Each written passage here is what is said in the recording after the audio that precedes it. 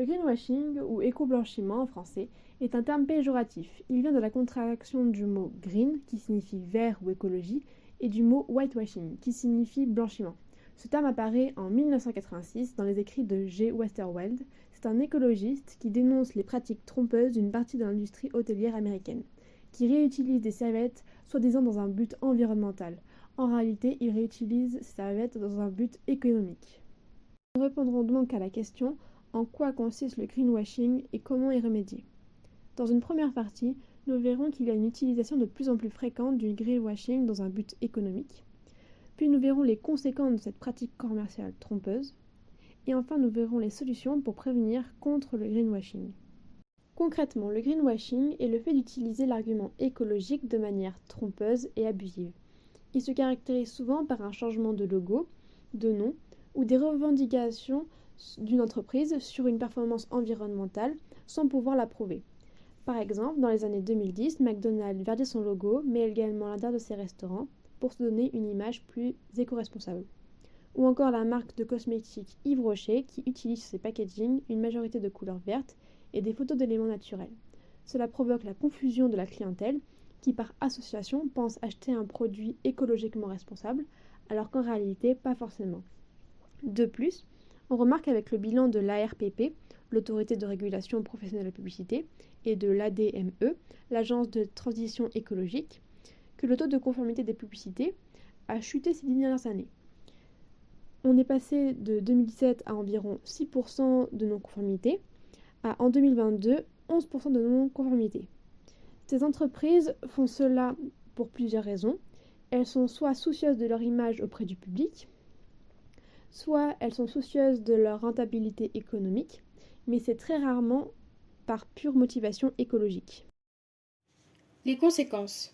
Premièrement, le greenwashing peut représenter un frein à la transition écologique.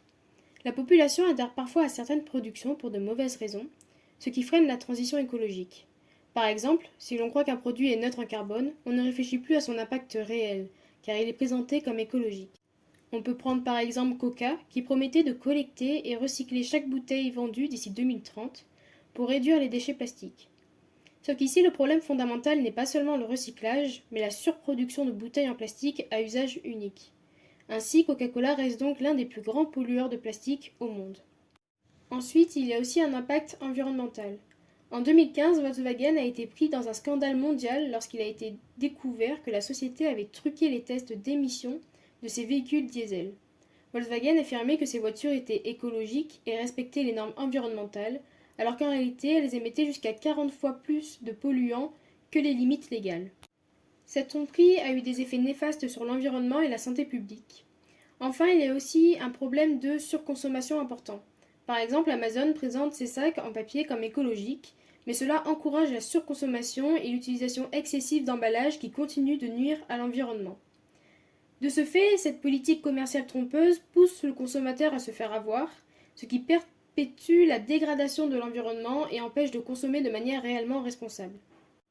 Prévenir contre le greenwashing. Plusieurs acteurs peuvent intervenir dans la lutte contre le greenwashing. Premièrement, les ONG qui mesurent de plus en plus la gravité de leurs actes, avec par exemple Notre Affaire à tous, Greenpeace ou Les Amis de la Terre qui dénoncent chaque année les meilleures campagnes de greenwashing avec un anti-prix, le prix Pinocchio. Ensuite, nous retrouvons les associations et l'État qui peuvent prendre des mesures comme par exemple la RPP, l'autorité de régulation professionnelle de la publicité qui dénonce des pubs mensongères. Nous retrouvons aussi l'autorité publique qui applique des lois. Et enfin, l'agence de la transition écologique qui publie les noms des entreprises utilisant le greenwashing. Enfin, nous retrouvons les citoyens qui peuvent mieux se renseigner sur leur consommation et les problèmes écologiques pour faire plus attention à ce qu'ils consomment au quotidien.